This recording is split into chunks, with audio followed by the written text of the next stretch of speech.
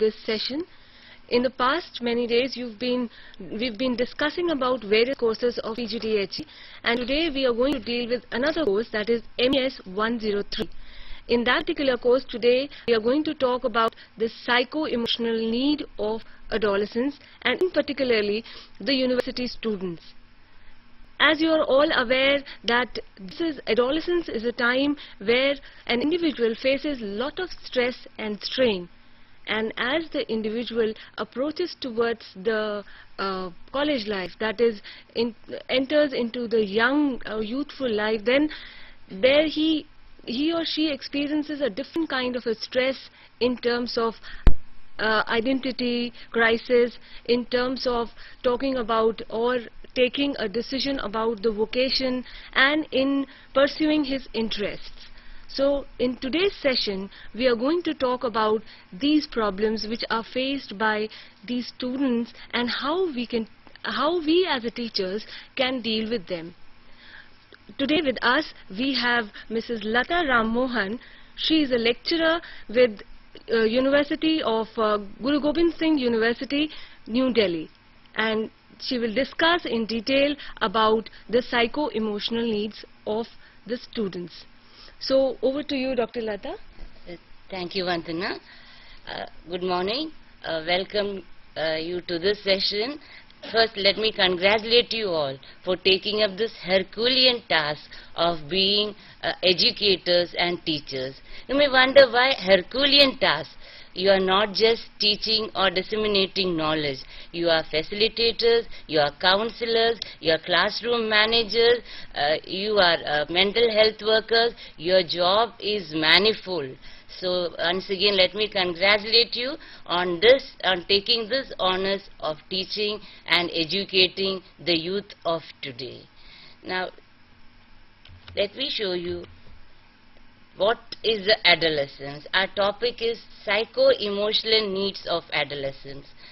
The lines from this popular poem, Am I a Child or an Adult? The lines goes like this: one step ahead of childhood, one step behind adulthood. Am I a child or an adult? Yes, this is the dilemma faced by all adolescents. They are one step ahead of childhood and they are one step behind childhood. They are too young to be called children and they are too old to be called adults. This is the perpetual dilemma faced by adults and the young adults and the adolescents. Now, the question which they constantly ask themselves is, who am I? What am I? Where am I? Now, where do I go from here? These are the questions which are tormenting them perpetually. Now, for this, we should know what is adolescence. The word is derived from the Latin word adolescere, which means to grow. So, as that word tells us, we see a lot of growth in children. They are at the crossroads in life, and it is a transition period, transition from adolescence to being adults, a period of stress, storm and challenges, and they are caught between tradition and modernity. Now, what are the characteristics of adolescence? As I said earlier, there is tremendous growth in all directions: physical development, cognitive development, emotional development, social development and moral development. Now, let us concentrate on physical development. Most commonly referred to is puberty. Adult height and weight are reached. They are physically capable of having children. For some, this starts at the age of 7 or 8, but for some others, it may start very, very late until they become teenagers. Now, the other changes in them are the body changes, the development of bones and muscles, changes in bodily proportion, hair growth, changes in voice. You must have noticed boys crack their voice, starting of night emissions, and of course menstruations for girls. Now again, physical development marks girls growing taller earlier than boys. Girls start puberty earlier than boys. So these are the physical development which are very, very prominent in the adolescence. And now let us talk about cognitive. Cognitive deals with knowledge development. Children start thinking in concrete fashions. Adolescents begin to develop more adult fashions of thinking and starting at the age of 12. Usually by age 15, this adult cognition is fairly in place. That is, they have reached, as Piaget very well tells, they have reached the formal concrete stage. Now, again, the key features of formal thoughts are they can generate abstraction, they can generate hypothesis, generate all possibilities from a specific situation, and they can even approach a problem in a systematic fashion. They need nurturing. This is our focus, and they are an adult's body and a child's mind. Let us note this: adult's body and child's mind. Now coming to emotional development, of course this period of emotions, at this stage many ups and downs, what we call mood swings, occur in their life. The emotions are very intense, uncontrolled. Tension and anxiety persist among them. That's why we call it a period of stress, storm and challenges. And there are varying emotions and there are distinct fluctuations also in emotions. And also let us study the other aspects of emotional development. They develop a certain amount of expectation and they strive towards achieving such expectation. And if there is failure, they fall back. Yes. Children begin to break emotional ties with parents. So far, they have been protected and cocooned by their parents, but the time has come to break emotional ties with parents and develop them more ties with friends. They also regulate their emotions because of their very sensitivity to others' evaluations of them. What others think of them is very, very significant for them.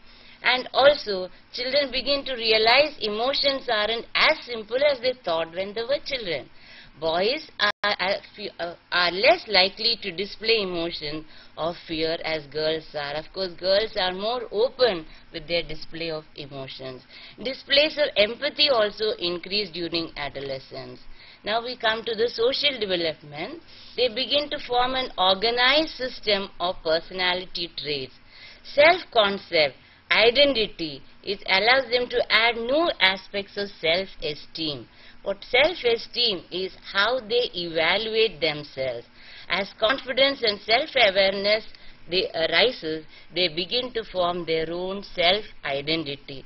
Earlier we had seen they are going through a crisis, identity crisis, but as they reach the young adulthood, there is the form of self-identity.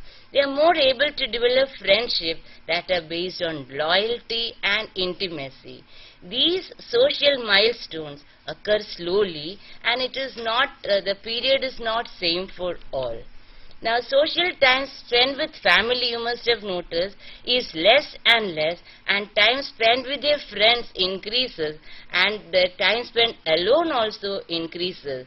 One study found that the average time they spend with their parents is only 28 minutes, whereas the time spent with their friends is 4 times greater at 103 minutes per day. Now, teenagers lean on their parents only for their main source of support until their 7th grade. Then they move to not leaning just on their parents, but on their same gender friend. Mark, dear friend, peer group influence is very, very important at this stage. By 10th grade, they lean more on the same gender friend than their parents. Now let us talk about moral development. Moral development also doesn't appear all at once. Earliest level is that of a pre-conventional type, but once they come to this, they have reached the conventional level, and the post-conventional stage defines right and wrong from a universal point of view. Now, Many factors can stimulate a person's growth through the levels of moral development. One most crucial factor and our concern, that is education. Studies indicate that a person's behavior is influenced by his or her moral perception and moral judgments. Now, since we have seen the various development, let us concentrate on the needs and problems of adolescents. What are the various needs that they want? The need for acceptance, social status and security. Need for independence. There is again a dilemma between isolation and protection. Need for adventure. Need to solve identity crisis and adjustment to even personal appearance. Many things are changing all over, so they want to get adjusted to their personal appearance and to solve this perpetual crisis of identity. Now, adjustment to physical and physiological changes, and of course they enter into student activism at the college level. Again, if it is not propelled in the right direction, they will go to the use of alcohol, drugs, and the threats of being isolated. They will go for more and more self-support, and they want to achieve emotional independence from parents and other adults. And another priority is preparing for a career, taking part in civic responsibilities, achieving socially responsible behavior, achieving more mature interpersonal relationship with peers and others, and developing constructive leisure time activities. Now, since we have learned the characteristics of the adolescent, the same things let us observe in the youth also. The youth, you must have observed, they are highly idealistic. They live in the utopian world. They are rebellious. They are anti-social active, not always. They are vigorous. They are impulsive, assertive, and they are a great asset if molded. Dear colleagues, this is your job of molding them and making the great assets of our nation. Otherwise, they would become an extreme liability for all. And the education implications you must have seen are, if they are given the right direction, we will have a democratic environment, they will be responsible individual, they will respect their individuality, the sympathetic and affectionate behavior is what is expected of them.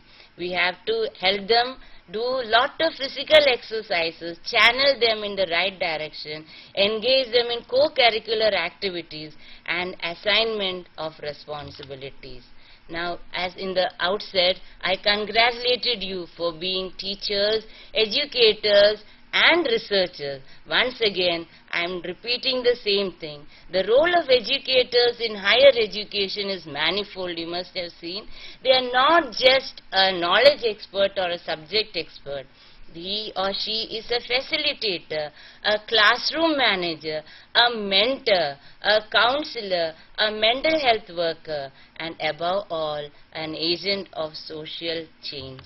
Now, the challenges faced by them are, their minds are intimidated with questions about how to think, how to reason, how to learn, how to form notions and ideas, what forces operate upon them, what they desire. We do not know what their real desires are, what they cherish and appreciate, how to facilitate learning and classroom management and perform their roles optimally and nurture students' development. College life conjures up images of new and exciting life, dawn of a new era where adolescents come out of the protected confines and cocoon of school life into a world of new responsibilities, opportunities and challenges. You can see the development of cognitive skills, choosing a vocation, understanding social responsibilities, and as educators, we must have certain tips with us. They are the positive regard for them, unconditional acceptance and an attitude of empathy and not overriding adult intervention. Don't do this, don't be stupid. So such intervention should be less Instead, let us have a positive regard for them, accept and their attitude, and be empathetic. Vandana, I'm sure you would also agree that they need acceptance, and we should approach them with a positive attitude and appreciate them instead of, just intervening in all their affairs. I conclude this. And it's open Thank you, for Mrs. questions. Lata. This was a very nice presentation and very brief. And now we are open for discussion, and in the due time we can have questions from your end. And till the time we are getting questions, there is one question in my mind, Mrs. Lata, that we have discussed that there are so many changes which comes into this period of life. One important change which comes into the cognitive area of the student is that they become hypothetical deductive. Yes. So there is a change that they try to derive out hypothesis and then they deduct out solutions. Yes. So that means there is a growth of scientific thinking into this area. Very much the deductive thinking and hypothesis are the milestones or the hallmarks at this stage. As I said earlier, they are totally protected and cocooned in their earlier life, especially in school. But once they come out of this, cognitive development definitely take place, and they are at the formal concrete stage, as Piaget would say, and they can form their own ideas. They have clarity about what they want, how to reach, and deductive thinking. They can generalize, they can conclude their own ideas and opinions in this time. So cognitive development is very much obvious and pertinent there at this stage. Since they are in the stage of the formal operation, as you said, yes. as in the Piaget's Piaget's cognition, yes. there is one more major characteristics which we find that during this phase of cognitive development, Yes. there is acceptance towards the social norms. Yes. But there is a contrast also. In this Again. phase, there is a change of emotions.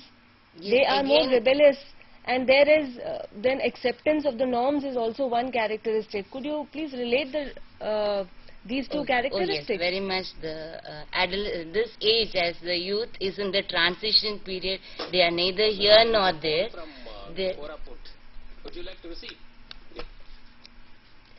we would continue. This is a typical Hamletian situation here, to be or not to be. Should I go for the social norms and accept it wholeheartedly, or should I put my foot down and be rebellious? So they are constantly caught in this dilemma, but the stages come when they can voice their opinion. They need not accept it totally. They can put their foot down, they can voice their opinion, and they can always contradict. They need not always say yes ma'am or yes ma. They can come up with their own views and opinions. We have a call in the middle time. yes. Yes, Koraput, you are welcome. Please have your question.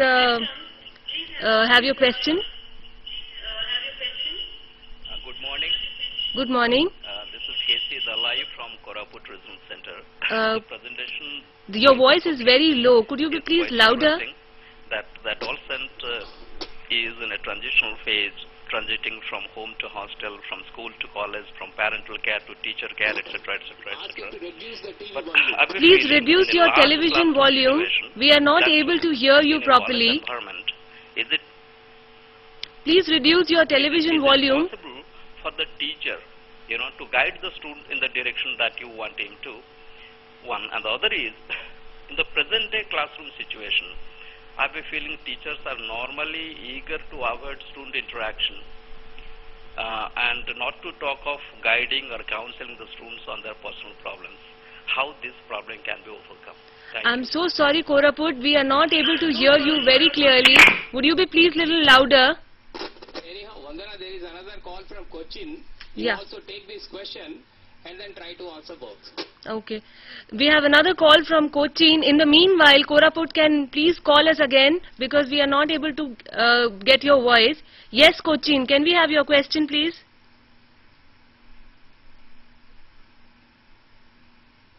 Yes, Cochin, we are hearing you. Hello. Hello. Yeah, hello. Very good morning to you. This is to Professor Leda. Yes. The question is this. is the study that the entire slide is based on, does it have a Western approach? Because I don't think most of the data that you have taken can be applied to Indian context. A very relevant question. Thank you very much. You rightly said that the most of the slides are tinges from the Western side, but I must say the same thing is happening in India everywhere. Adolescents are adolescents everywhere. Youth is youth everywhere. And this transition for some takes place earlier.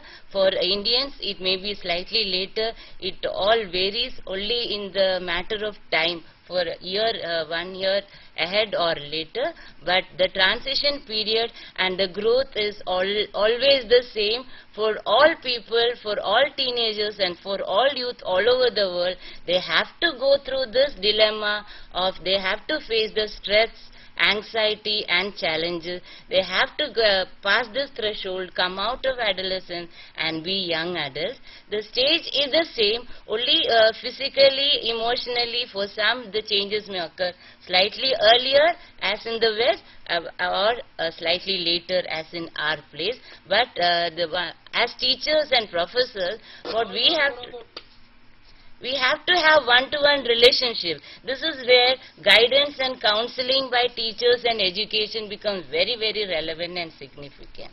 We have to observe them and give them support. Very rightly, that the ages or the changes which occurs within the Indian continent, subcontinent or outside, there may be an age difference, but all the more they are the same. They have to pass through this phase. It is very, very evident. Yeah, very right. We have another call from Koraput. Yes, Koraput. Good morning. Good morning. It was a very nice discussion by both of you. In fact, I was wondering that you wanted that there should be one-to-one relationship between the teacher and the student. Yes. Because the student as an adolescent is facing a lot of problems by transiting from school to college and home to hostel, then parental care to teacher care, and more so, he is in a transitional phase, transiting from adolescence to adulthood. Yes. All right. But in the present day situation, the large classroom situation in the college, is it possible to help a student by the teacher? Yeah, in the sense as she said, one-to-one. Yeah, Then the other is, these days the students are more proactive than the teachers. Yes. In a large classroom situation, that too in India today, the teachers normally try to avoid the students, not to talk of helping them one-to-one. So do we need something for the students so that they can be approachable by the teachers and teachers can feel free to interact with them and see their problems and try to solve them? Yeah. Thank you. Thank you very much. I'm very glad to answer your question. From my past experience, I have taught in school as well as in college, so I know that it is a bit difficult at college level to have one-to-one relationship. But at the same time, if you show the way, they would definitely follow you. They would come to you. It is the way you react, the way you interact with them is what matters very much.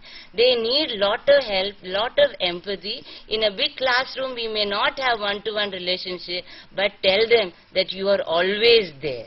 So the quote which I would show you a bit later is, "Child, give me your hand so we can walk in the sunshine of love." Let us walk in the sunshine of love.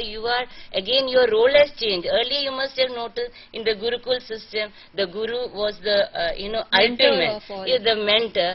His main duty was disseminating knowledge. So that is why I told you that role has changed. You are a facilitator, you are a guide, and you are a classroom manager. You have to have that classroom management techniques with you, how to interact, how to cope, how to help people who especially need your help. So let us all try to walk in the sunshine of love. You are not there to be have a pulpit attitude, as we say, but let us change our roles a bit. Let us be more as facilitators, guides and counselors rather than educators. So that means we have more of responsibility beyond very just much. the That is why knowledge manifold, I told you in the slide also, I told that our responsibilities are multitudinous. We have plenty of things to do other than just teaching.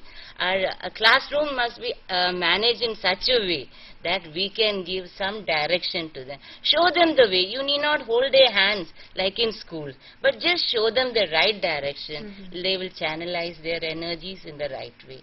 Otherwise, it would lead to isolation and all other crises that we would. There was a face question, in. I think this question was also leading to another question, that is, in earlier, like in primary schools, Yes. we have small number of students, but in when universities we have Yes, large large number number of of students. schools, So yeah. how a teacher can manage so many students and managing a one-to-one relationship? That is a question. I think we have a call, Yes. then we'll summarize Oh, this yes. question. Okay. Yes, Koraput, please welcome. Yes, Koraput, can we have your question, please? Yes. Are you getting me? Yeah. We can hear you. Okay. Please reduce the television volume. Thank you. In fact, the discussion was very nice, but at the same time, I feel that what we desire doesn't necessarily come always. There is a difference between the reality and what we desire. Let's see the environment in the whole country today. What Madam says doesn't really happen. Therefore, I have a feeling, instead of trying to change the society or the present scenario in the country, let us adjust to the present scenario and accordingly mold the system. I have a feeling, however we say, however we try, whatever is happening will happen, and it's very difficult for us to change the society. I mean, to change the student society, etc. Therefore, I have a feeling the necessity is there that yes, students should be helped out. They must receive guidance and counseling. Why can't we teachers working in different colleges and universities form kind of guidance bureaus, or for that matter, try to help formation of guidance bureaus, counseling centers near to the colleges or cities, inside the cities, so that the student can feel free to go there, seek help and guidance, instead of the teacher trying to help directly in a formal setting. Thank you. Thank you very much. Actually, what you are indicating it as that there should be some kind of a formal centers which yes. should be opened up for the It has come guidance. up already. But they have already come up. It is coming up. Of course, in school it has become a part of the curriculum center where they have counseling, and in colleges too, as sir has rightly said, it is very, very important that we have some counseling, especially when they need counseling in their career. Yes. That is very foremost in their minds now. What vocation to choose, how to choose. They have lot of options. Globalization is there, and instead of leading them to frustration, if they communicate with teachers and educators and counselors, it would be very, very beneficial. Yeah. I would also vote for the same thing, sir.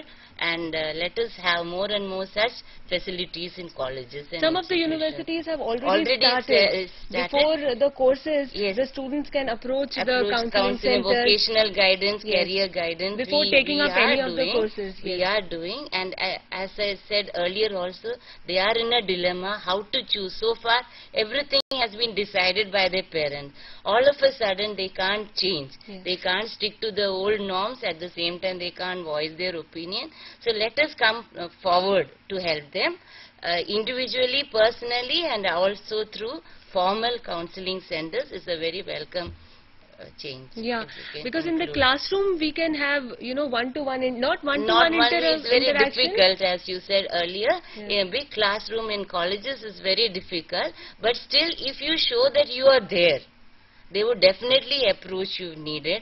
Of course, it's a win-to-win situation if we both want them to be good. The parents, the teachers, the educators, we are all move in one direction. We want the best for the children. Yeah. So if it would be a win-to-win situation if we have this. Yes, Cochin, we can hear your question, please.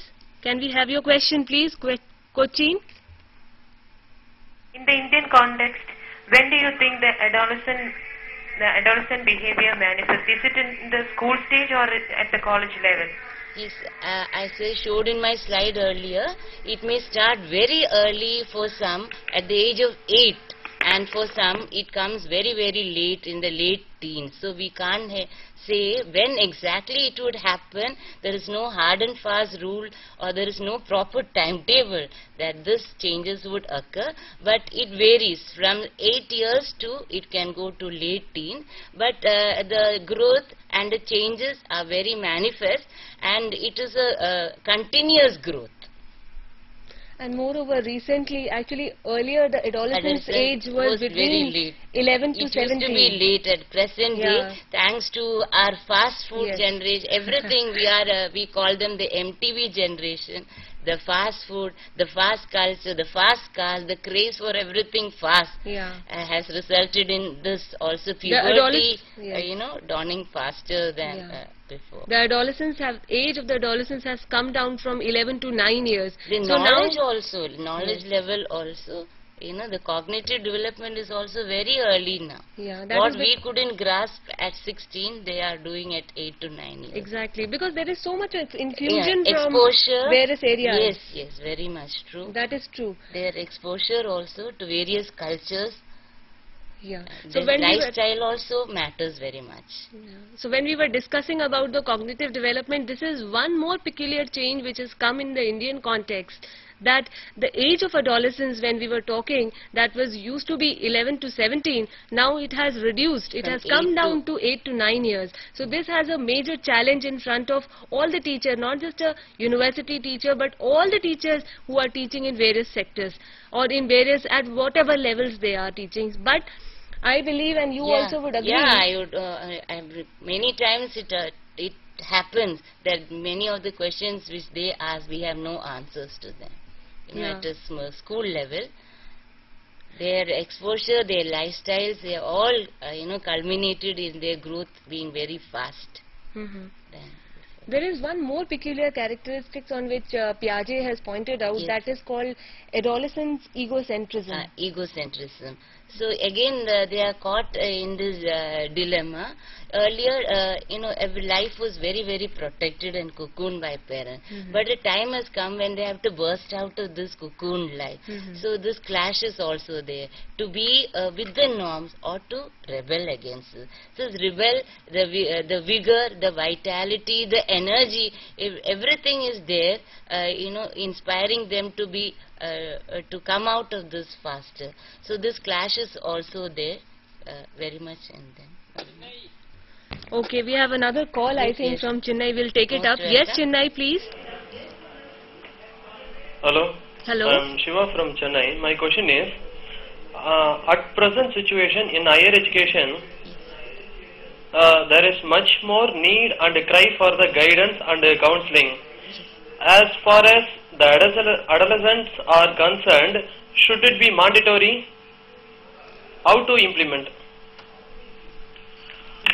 Thank you very much.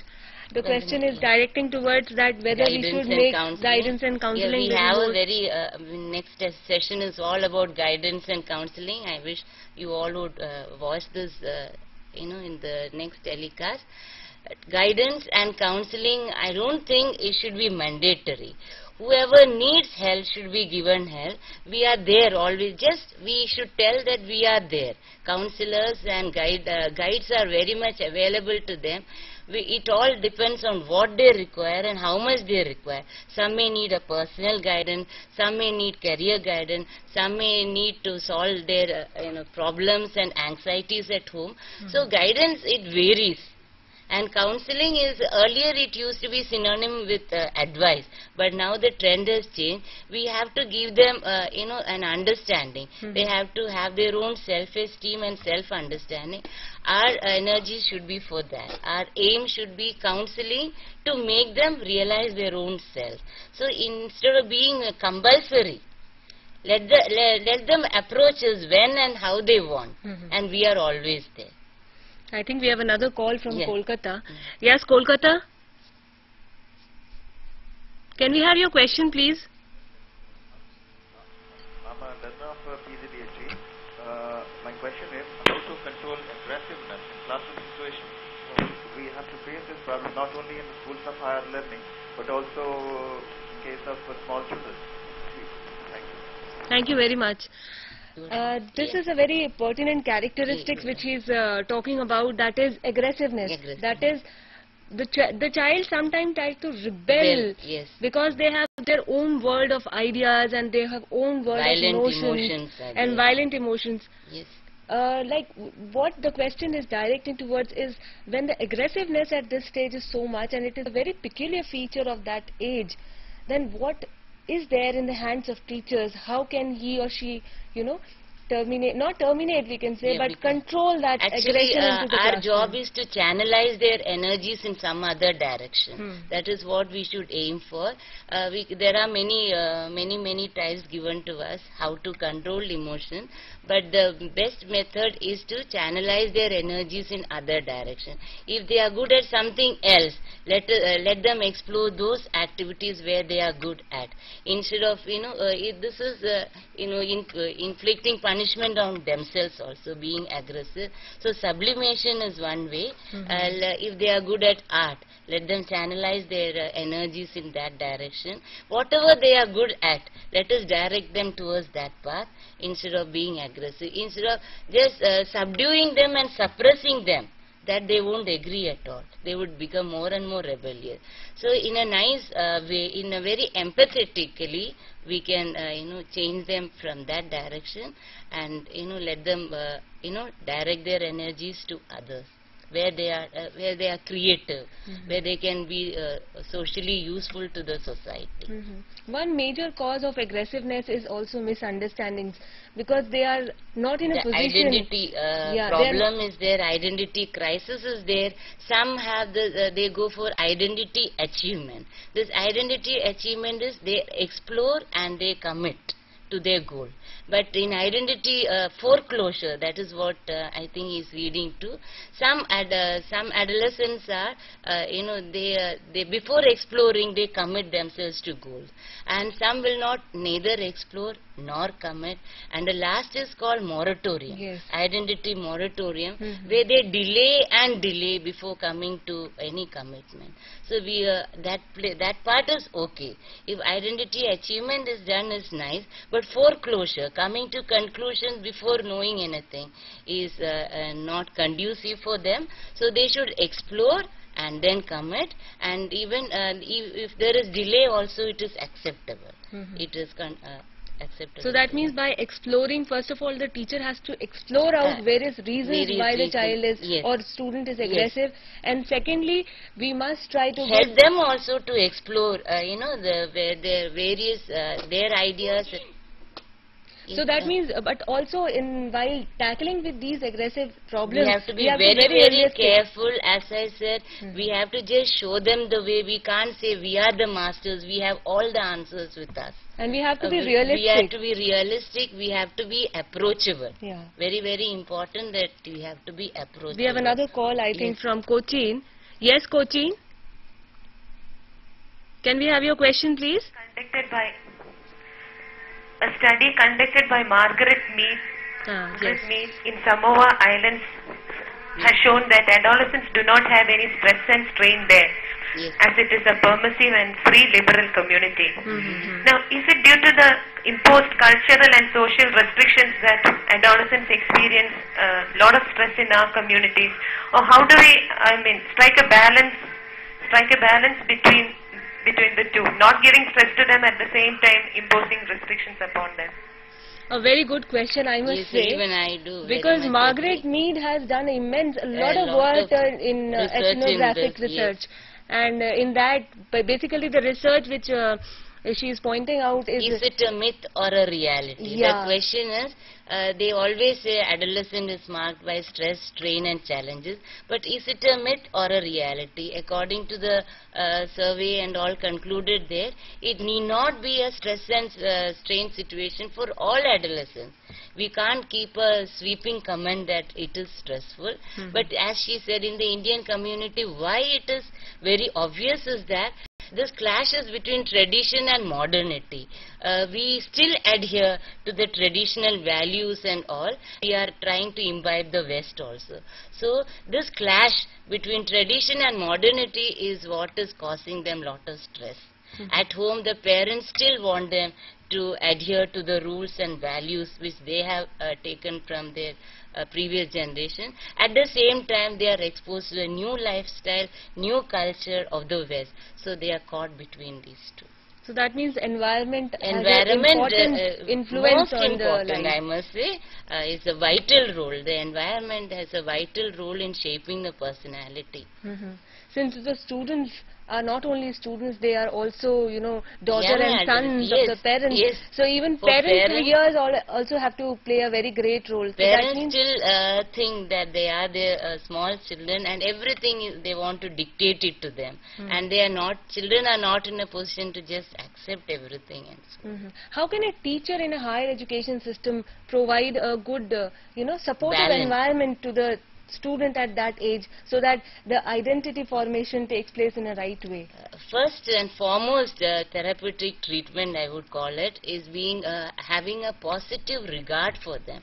Let us appreciate what they say instead of saying just no and subduing them and suppressing them. Your questions are stupid, your ideas are stupid. Let us have a positive regard for them. Let us approach them in that attitude that they have something to say also. Let us regard them, and then that healing, various method you can only suggest. You cannot simply dictate your ideas to them. You can suggest various ways in which they can come out of their problem, and then of course you have to be very helpful, very empathetic. That is what counseling is all about. Be very, very empathetic. Show them the way that they will go in the right direction. Are the challenges which are posed by different cultures, as the question was also directing, like for example a student studying in Western country in any of the university, the challenges which are faced by them, are they different from what the challenges are faced here by the students in the colleges? In many aspects it is there, especially the home background is foremost. Home, the influence of the home is uppermost. Of course, home is the first school and the parent is the first teacher. So in West, what we have seen is by 14, the children, most of them, they come out of their houses altogether. But in India, this culture is yet to come. We are still valuing their tradition. Though joint family is not very much there right now, we are going for nuclear family. Still, the home is still considered as very supreme. The parents, what they dictate to them is very much important to them. Whereas in the West, after a certain age, they come out. So that means the independence which is given to the child come at a very early stage. in the West, whereas in the Oriental nations it is slightly late. Even in China and Japan, the researchers show that they value the traditions and the doctrines of parents very, very seriously and sincerely. But when we say that about independence, we often have one thing, we should always keep one thing in mind, that freedom within the courts of discipline. Very true. Independence is not just outrightly, disagreeing or anything. Everything should have its own, border and borderline. So that means that borderline has to be, that has to be It's guided by the thin. morals. So we do not know when to cross, how to cross it. So we can be the guiding light. Let them choose. We show them that this is very harmful to you, or this may not be of use to you. We can't simply outrightly deny them this chance. Let them try. Independence is not just, going against the wishes of a parent or a teacher. It can be, putting your foot down in, say, career selection. Again, in Indian background, we are doing a research on that. Parents' influence is very much there. They tell them that you have to go in this line only. Engineering is what we have in mind, or a doctor's medicine degree is what we want in life. There are so many options. We as parents do not allow them this chance. We are still dictating to them. So, as parents and educators, we can't dictate terms to them. Let them show what is good for them. It is up to them to choose.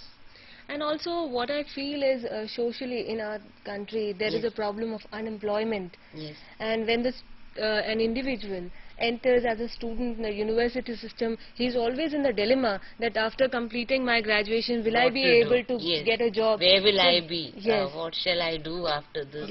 Yes. We have another call from Koraput. Yes, Koraput, please. Can we have your question? Both of you suggested. Please reduce your volume. The age of adolescence, the beginning of adolescence has come down to 9. Yes. So also mental development. Yes. Will it necessarily mean that the age of adulthood will also come down?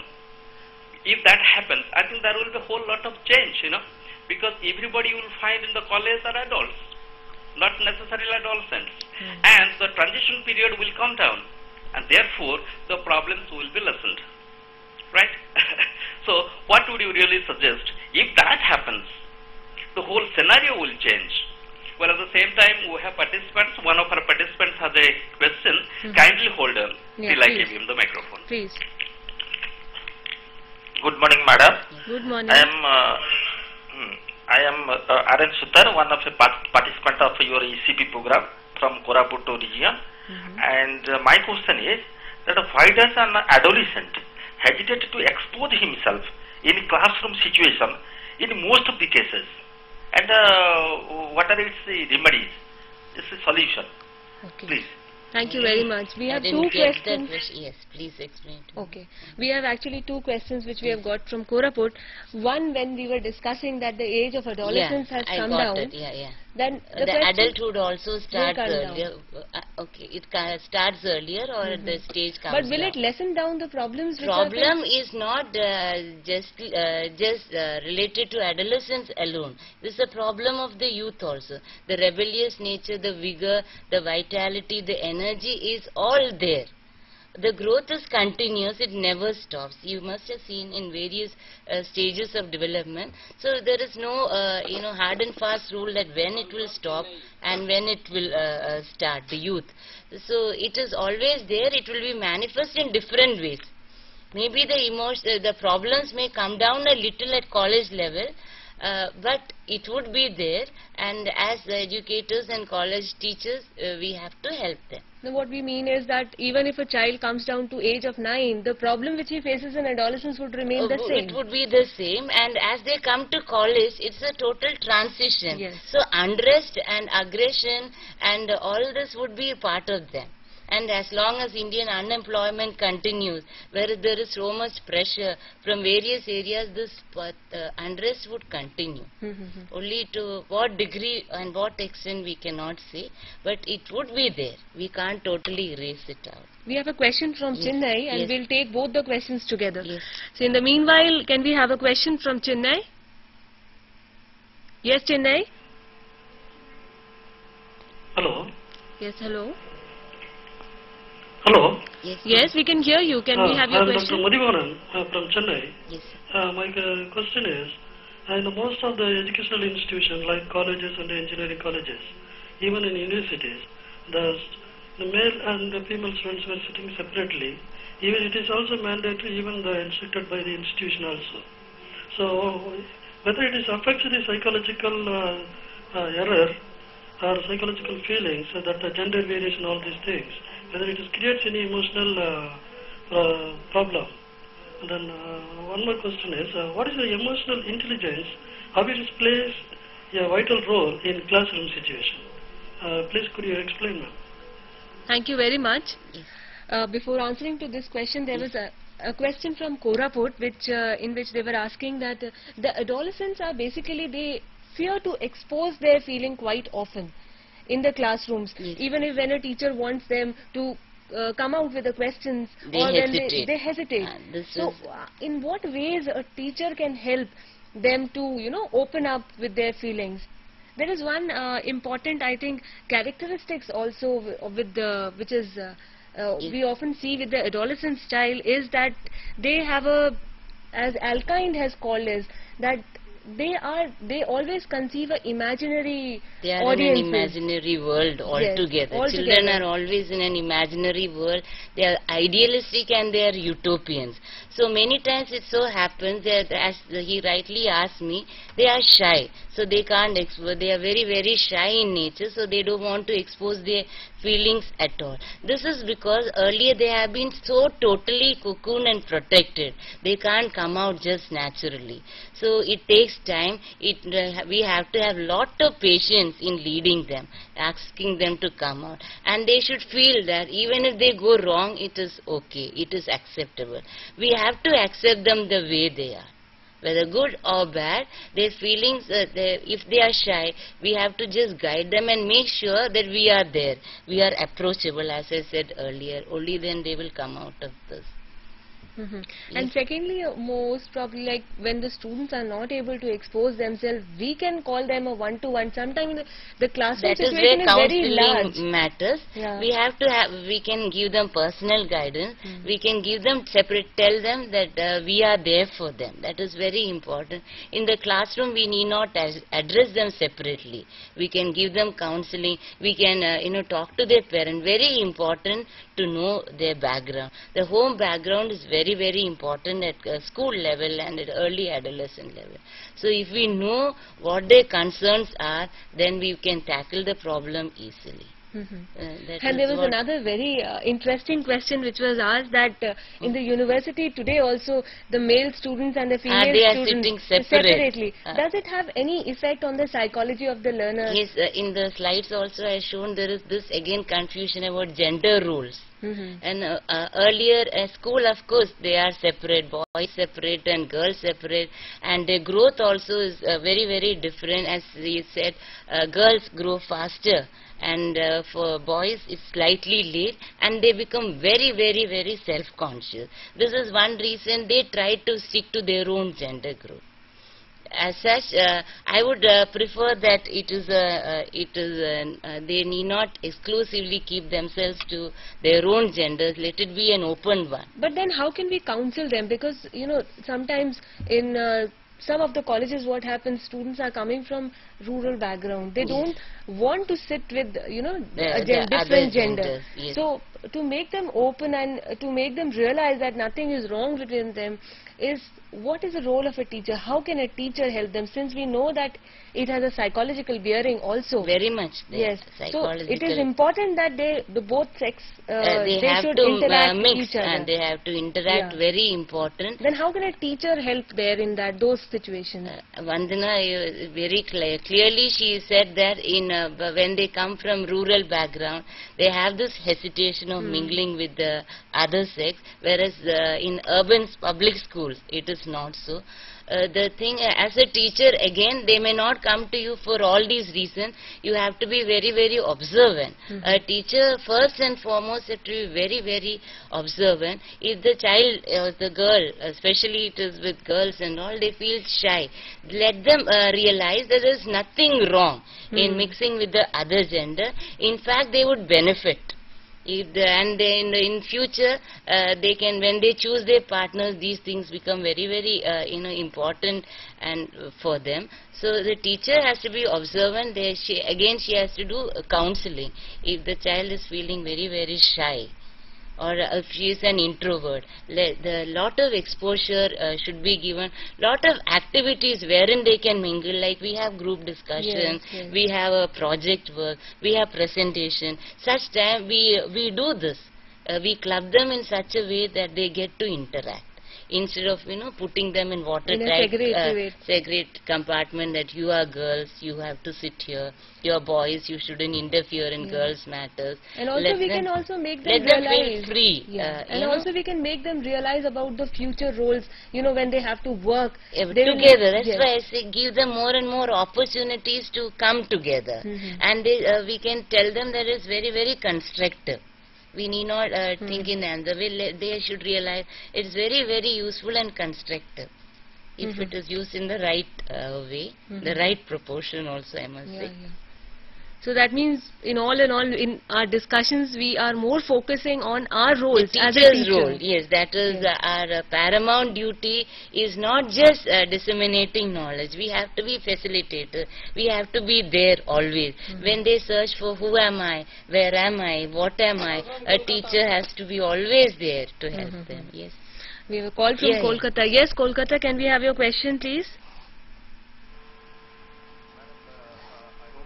Could you be please louder? We are not able to hear you. I often receive complaints from parents when they say that when you you have made my son to sit with a girl. Or some others would say why you have made to sit my girl with a boy. Yes. What is your suggestion in this scenario? As a, Thank you very much for your question. As I'm teaching for B.Ed students, I'm training them. They always come back to me and say, ma'am, when we try to do this, there are a lot of complaints from parents. The thing is, you have to again counsel. The parents deserve more counseling than children at times. Parents have such stringent and very strict rules that they only tell them not to mingle with them. But we as teachers, we have to give them counseling. Parents sometimes they need advice. We can't say that parents are 100% right all the time, every time. Sometimes even children are right. So we have to accept this, and we have to tell them the reason why we do so. Why it has to be the group has to mix for a healthy environment, for a conducive environment for learning. This has to happen. We should not have any discrimination. We are hearing of discrimination even at this age. So because this is inculcated from early values. So this discrimination, I strongly disagree that we should have this discrimination. Let us pave way for conducive environment, whether it's in a school classroom or at a college level, where youth can mix. Both the genders can mix and mingle. Basically, the parents have to be also given a rational yes. Rationale behind why we are doing. That's I told you that they need sometimes counseling and advice of why we are doing so. It is not to, We have Srinagar online. Yes, Srinagar, you are most welcome. Hello, ma'am. Yes. Yes. We can have. Yes. How to resolve the identity crisis, ma'am? How to resolve the identity crisis, ma'am? As we know that, ma'am, adolescents are facing problem of identity crisis. Would you suggest some measure made to resolve identity crisis, ma'am? Thank you very much. Yes. The question is directed toward identity crisis. Erickson, I think. And how teacher can, play a role in, tackling with that identity crisis. We have another call from Chennai. We'll take that and then we can answer that. Yes, Chennai, please. Good morning, ma'am. Good morning. Your presentation was very informative and useful. Thank you. And regarding the educational implications on this psychosocial needs, can you highlight on this and display the projection once again, please? Yes. Give me a second. Meanwhile, I would answer the earlier question.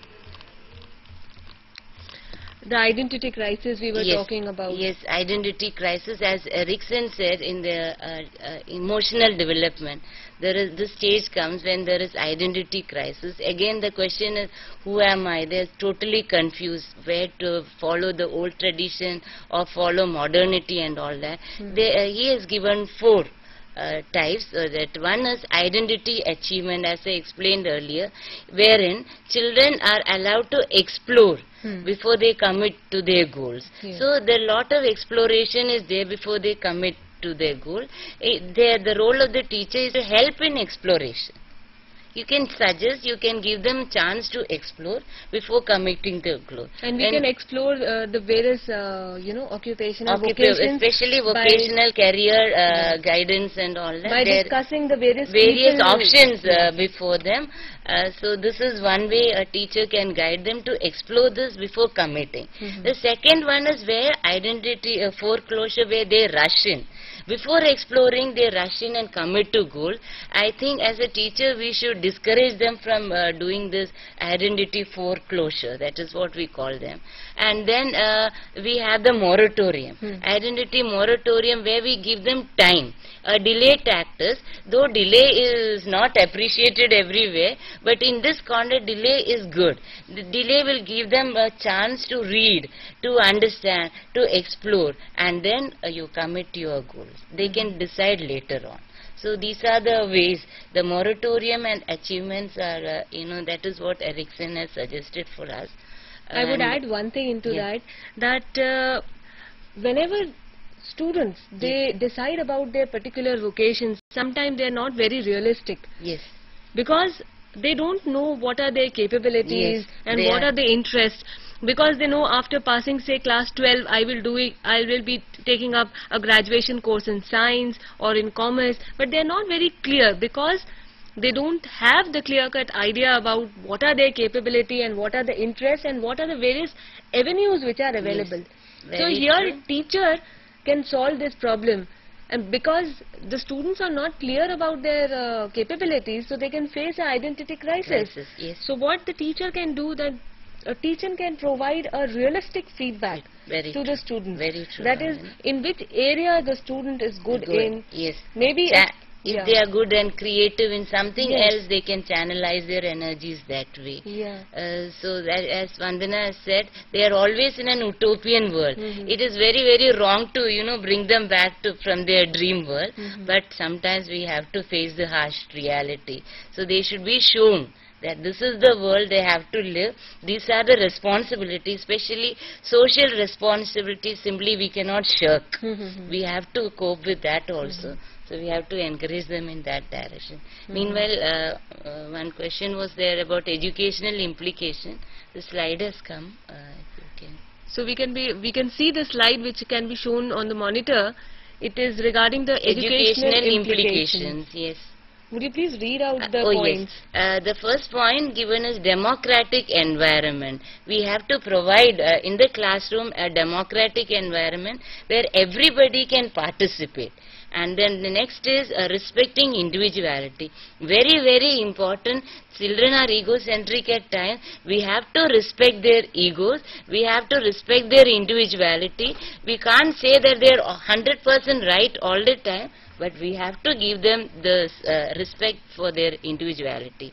Then we have to be sympathetic and affectionate in our behavior towards them. Show them the way, as I have been repeatedly telling, we have to be sympathetic and affectionate. We have to have positive regard for what they value. We cannot simply subdue them or snub them and put them down. We can't just breathe down a nose and say, you are wrong, you sit there. So then, of course, another way is to give them a lot of physical exercise. Why physical exercise these days? We don't call it co-curricular activities, we call it co-scholastic. Along with scholastic activities, we have to have other physical activities also. As we all know, sound mind in a sound body. Nowadays, this is very, very important. Thanks to Ramdev and others, we are becoming very, very conscious about this aspect also. Even the West is aping us.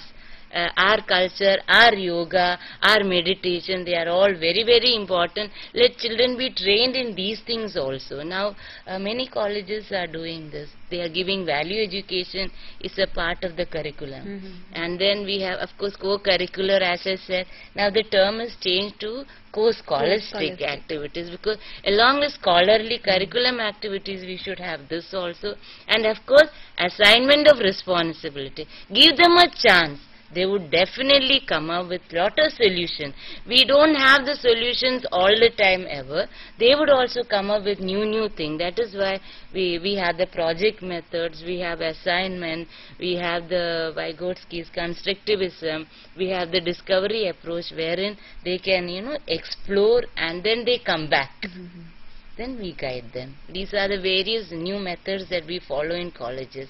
Instead of simply giving them lectures, we give them responsibilities, we give them projects, we give them, duties. This way they come. We don't know where real talents lie.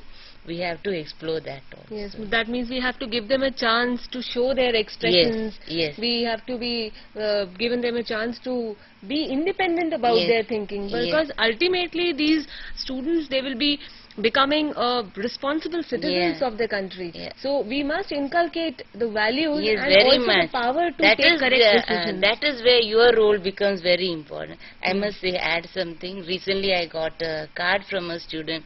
It was written, "You have touched me and I have grown."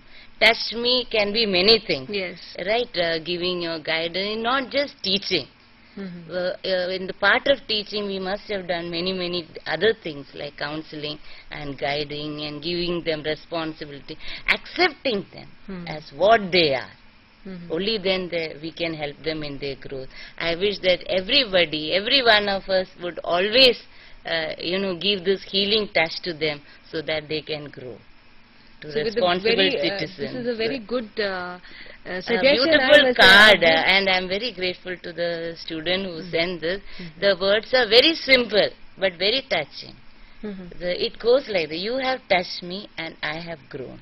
So all of us have to have this thing into our mind, that we have to touch the lives of our students in any of the small things. Yes. Okay, in the meantime we have another call from Bhubaneswar. Yes, Bhubaneswar. Good morning. Yes. Good morning. I am B.K. Mahapatra from Regional Center, Bhubaneswar. Yes. My question is for Madam Manor. While giving an explanation on a question from Koraput, yes, Madam said the rebellion is a continuous process. Yes. And it is even seen in the young mind. Yes. And what it is seen today, many young teachers are entering into the field of education and teaching in the colleges. Yes. Under the circumstances, there is also a chance that the young teachers also possess a rebellious mind. So my question is, how a rebellious mind in the form of a teacher can motivate another rebellious mind in the form of a student? That's all. Thank you. Thank you very much. Very interesting yes. question indeed. But I have one thing before you Vandana say. would answer this. Yes. Yeah. As young teacher. As a young teacher, we can say that whenever we are teaching a rebellious mind, actually whenever we enter into the profession of teaching, yes, that mellows down. Because the training which we get to train our students, as we are interacting with you now. In fact, this very program is meant for this only. The same purpose. Yes. That is the difference between a teacher, a young teacher and a young student. Yes. Because a teacher is trained donning this profession. Yes. Once you have entered this profession, all that matters is that you want the very best for the children. All other things take a back seat. So we have to mellow down. We are. As teachers and educators and researchers, we already are mature, and of course if there are rebellious nature, some dissatisfaction is always there in minds. We cannot totally erase that, but once we enter the classroom, we are in a different world altogether. We have to forget and forgive. Whatever problems are there, we cannot carry it forward in the classroom. There we are addressing an altogether a new, a holistic approach is what we want there. We have to have an integrated and holistic approach in dealing with it. Monitor also. Keep looking the camera so that eye contact. Okay. So that means, and a whole lot of life that changes when an individual is sitting and when he comes across this line, towards that side of the table, the whole life changes. Yes. So young person is different from a young teacher. Yes. There was another question. A teacher is a teacher after all. Yes. Right? And there was another question which we received about that, what is an emotional intelligence and in what ways is it? It is important, we know that, but in what ways can we increase the emotional intelligence of the student? What is emotional intelligence? Because we've been hearing this term for a quite long time. Earlier we used to deal only with intelligence in general, but now the emotional quotient. Earlier the IQ was very, very important. The mental, the level, the cognitive area, the domain was very important. Now we are concentrating more on the affective domain, so that the matters of the heart are as significant as matters of the head. The cognitivism basically is knowledge and head, knowledge related, but now the stress is more on affective domain, the emotion, the EQ is as important as the IQ.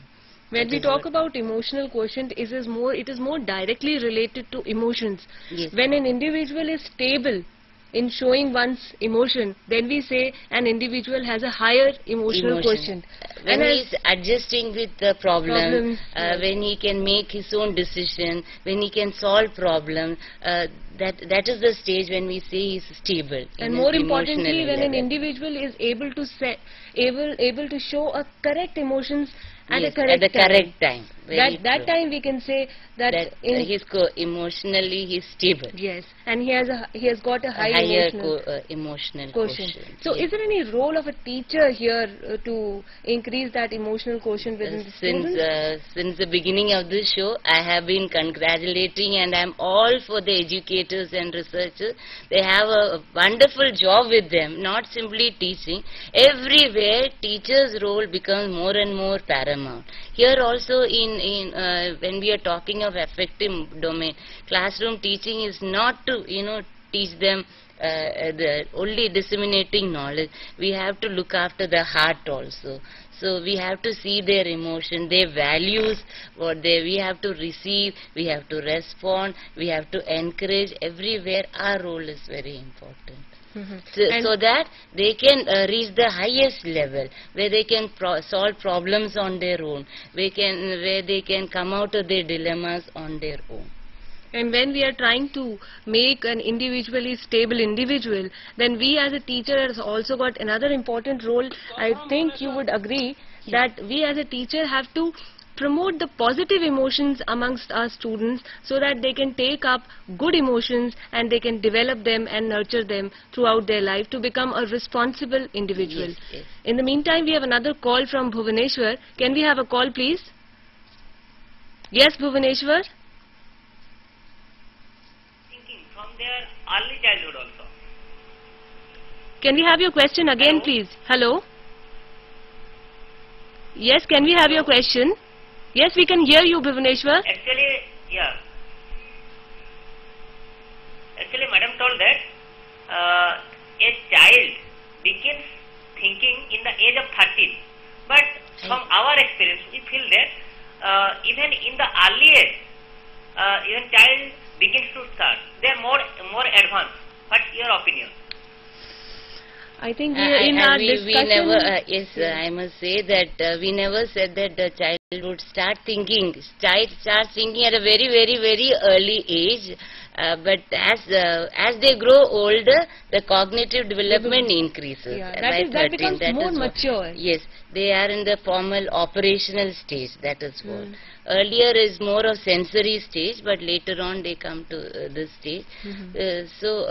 Thinking the process starts at a very, very, very early age. As soon as a child is born, the thinking process starts. As Piaget has also said that the ages of cognitive development, the stages of cognitive development are divided into four stages. That is, first is sensory motor, then the next is pre-operational, then formal operation is the last one, and in the middle is concrete operational. So that means in all the ages throughout, the child is thinking.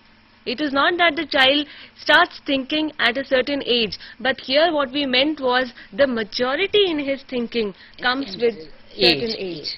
That is what we meant. Yes, Vandana, you're right. There is one more thing which we often talk about when we talk about youth is the self-concept and the self-esteem which they develop. Because that is very important for them. So again, our role is to guide them from low self-esteem to higher self-esteem. Esteem is valuing your own self, like respecting your own self, our own ideas, our own values. You give respect to that. So from low self-esteem, we help them to shift to a higher self-esteem. Yes, as a teacher we have to do that. Moving from dissatisfaction to satisfaction, from low esteem to high esteem. But are there some ways which you can suggest in which we can increase or promote this self-esteem amongst the students? It's a tall order, I must say. But again, teachers, our role is again very, very significant. The child has this crisis, or has a very low opinion of self. We have to show them that there are good and bad. Everything cannot be always 100% right or good. There are things which are good as well as bad. Our job is to shift them from bad towards good, from dissatisfaction to satisfaction, from imperfection to perfection, and lastly from low self, from this they let them come out of their low self-esteem to a higher self-esteem. That is again a part of counseling we would be discussing that very soon. We have discussed about the cognition part and also about the social part. One another important aspect that is called moral development.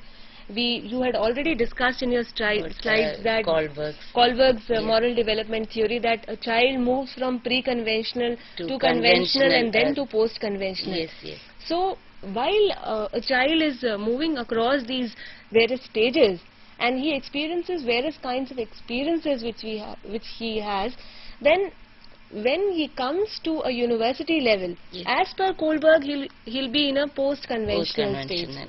But in our Indian background, this stage comes a bit later. Because we are still, molded by parents, we are guided by them very often. So at this stage, they can think coherently, they can make their own hypothesis, they can value their own opinion. This is the stage when, they are slowly coming out of this dilemma of whether to stick to the old views, the pre-conventional, or to move towards a more conventional, a post-conventional stage. In the post-conventional stage, there is a striking characteristics which we can often find, that basically all the values which they want to inculcate, they are bound by the social norms. That is the one thing in the post-conventional. Yes. But seeing the characteristics of adolescent in this area, where we were talking about, he or she has lot of aggression or rebellious, he is rebellious by nature, then there is a slight contrast that, as you have already said, that post-conventional stage is not being acquired very easily by Indian youth. But I think it is a very... So it goes in some other direction. We have lot of unrest. We go in, children go into drug abuse and all that. They have their own groups, and some of them become antisocial elements, all because of this. They can't come out of this identity problem. They can't, outrightly disagree with the moral norms, the, norms imposed by the society. At the same time, they want to have their own ideas and values. One more thing, nowadays we can read in newspapers that a lot of student unrest, there are strikes in the universities, there are various, the oppositions, not oppositions, they're right ways, but sometimes they are so outrageous that you are not able to control them. Is it a question? Yes, it is a question of morality, but then what is the role of a university teacher there? Because they have their independent thinking, they want to promote themselves in an independent way, and they're a teacher. What can a teacher do in such situation?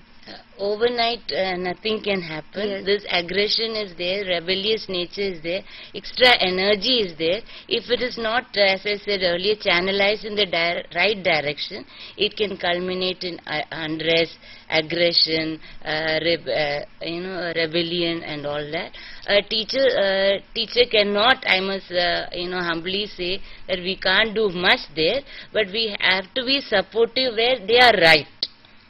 If their demands are right, if the values they hold are right, then we have to be supportive. At the same time, they should be shown what is right, what is acceptable by the society, what is acceptable for the morality, and what is not. If we show them the direction, maybe it will be of help to them. We can't simply outrightly, snub them and subdue them and put them down. We have to be supportive if it is required. Not always. If it is good for the country, good for the nation, they can be great assets. But if not molded, as I said earlier, they can become a great liability. So a teacher's role again is very significant, very serious, I must say, in this direction. Recently also we read about, the art students display. We do not know whether we should support the student, the dean who was dismissed, or the university. I think you all are familiar with this.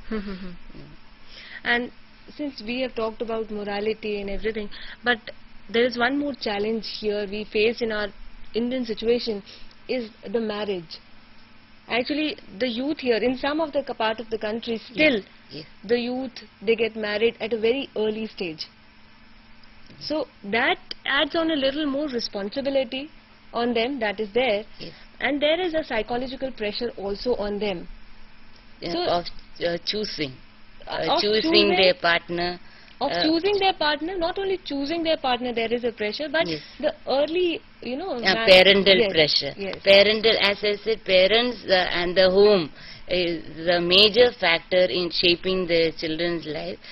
So the pressure is obviously there in all walks of life, and especially at the Indian background, Oriental side, where they are asked to get married earlier, and the choice is mostly done by parents. That is why now it is culminate many. It is not going in the way it used to be earlier. Now adults and youth, they are, they want more and more. Their urge is to choose their own partner, choose their own time for marriage. So I think parents have to be more supportive and understanding at this juncture. If we can't choose for them always, all the time. In school we could hold their hand and bring them to the nursery, but a time has come when we have to let them explore various vocations, let them be stable, let them explore all possibilities, let them stand on their own legs, and then they can proceed for this. Otherwise it would lead to frustration, disappointment, even to divorce. We are hearing more of divorce these days than the earlier times. Erikson, in his stages of development, he has pointed out one stage as intimacy and versus isolation again. Intimacy with the gender, intimacy again with the parents, intimacy with the own gender, and once they come to college, their inquisitiveness, it makes them explore new association with the other sex, opposite sex. So this is again. But is there something in the hands of teacher here?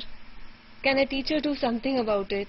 Because there is nothing, because this is also personal in nature. We talked about, classroom arrangement of boys and girls. Again, the teacher has to show to keep a conducive environment. They allow them to mix, allow them to, understand each other. Then only they would know what really a boy, a girl, a woman, a man. So they would know the distinctive features. Unless they get to know each other, there is no point. So college is one avenue where they can, explore these possibilities. So there has been has been a lot many changes as we have discussed in this session, that lot many changes it comes and occurs, whether in a social walk of life or psychologically or cognitive in a cognitive way. There has been a lot many changes which you can see and which you can observe, but the only thing which we can do is that we as a teacher have to have an understanding, that a positive regard for the students, that we must be there for them and we must help them through and through in any situation, in any walk of life in which we can help them. There's another thing, that to become a welfare member of a welfare society, an individual has to develop a critical thinking skill. He has to analyze what is right and what is wrong. What is right, and what not only for himself, but for the society. But here I think developing that critical thinking, it isn't much there. There is not much scope for them. They are most obsessed with their own problems. Their critical thing and the thinking for their nation, thinking for the society doesn't come that frequently to them, because again the obsession with the self is more paramount at this stage. But so we have to encourage them to go beyond this level and do good for the country, think good for the country. Abdul Kalam, our president, has always encouraged students and always said youth has the tremendous onus upon them. They are the future of tomorrow. They have to think in those positive directions. So can we quickly have some inputs from your end, that how we can develop that critical thinking among our young minds? So as educators and facilitators, yes. I think we have a call from Kolkata. Yes, Kolkata. A particular class cannot always have all the students of same age group. Some are younger, some are adolescents, and some are adults. And the heterogeneity increases when it's a co-ed. So what should be your advice to have better control upon this situation?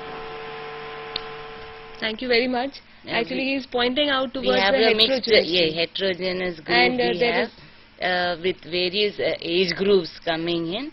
And so we have to value each age. We have to. That is the relevance of this talk or this conference itself, is to know the various stages of development. This way we can help them, enable them to to make the learning process much easier. Once we know what they are, what their age group is, what the type of growth they have, then it is very easier to handle. But when a student comes into a particular class, I believe that they are mostly falling into a same age group. The heterogeneity, I think, comes from in the college level. Basically, it comes because of their social background which they have, or their own personal characteristics. Means some of the students have a higher self-concept or a lower self-concept, something like that.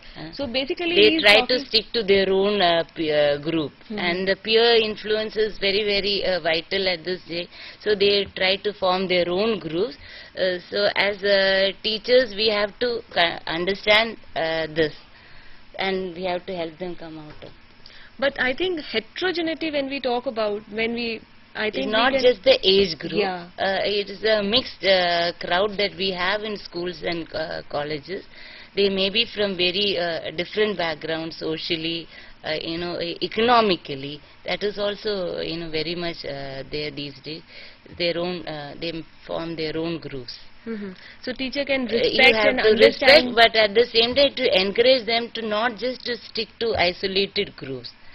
They have to come. That is why we have given assigning responsibility. Let various groups also come, mix and mingle with one another, so that the output is much richer. So for the cultural background, we can basically, we as a teacher can understand from various cultures they are coming from, and then we can, if we can show them the respect about their own, to follow their own cultures coming into a different city. And also when we are talking about their personal characteristics, as we have discussed, that there could be various degrees of personal characteristics. For example, a student may have different interests, or may have changes or differences in their self-concept and other characteristics. For that, I think in our discussion we have already discussed that obviously in a large classroom we cannot cater to all into one-to-one, but what we can do is that within that particular classroom we can take out some major issues which are faced by all by and all we the can students, address and we can address such major issues and problem areas we can. And secondly, also I think we can call specific subject counselors also from different areas. We can give personal guidance, we can give group guidance, and we can give counseling for them. So teacher can organize various things to find out, because one-to-one it is very difficult. It is a very arduous task of dealing one-to-one, but we've given a chance. And we have to be always, we have to have a regard for them, accept their feelings, and then try to mold them in their right directions. So that means we can say in all total, for a teacher, there is a lot more responsibility on their shoulders to take up, but we can understand that we as a teacher have a capability, but it is not important due to various reasons to cater to the individual needs of the learner, but we can understand the specific need of that particular age group, and then we can cater to, and then we can help those students in their way for their proper growth. So in today's discussion we have had on various issues which are concerning to the young people, those who are entering into the universities or the colleges to follow, what are their various characteristics and how teacher can help them. So I think today's session must have been very beneficial for you, and I extend my thankfulness to Dr. Lata here, who has given us an extensive explanation about the various issues which are important. Anything in the end would you like to say? Thank you very much for giving me this opportunity. It was nice interacting with all of you. You are all subject experts, but I want you to be more as facilitators, classroom managers, mentors, counselors, mental health workers, and above all, you are the agents of social change. You must bring in the social change and channelize the students in the right direction. Let us remember the earlier quote that I had shown. Child, give me your hand so we can walk in the sunshine of love. Let us all think in this direction. Let us have lot of love and warmth all over, so things are much brighter. The future is much brighter for all of us. Thank you. I had a wonderful session. With these lines to ponder on, I thank you all, and I thank you all for the discussions which we have, the questions which you had, and I hope that you have got the answers for all the questions which you had in your minds. Thank you very much.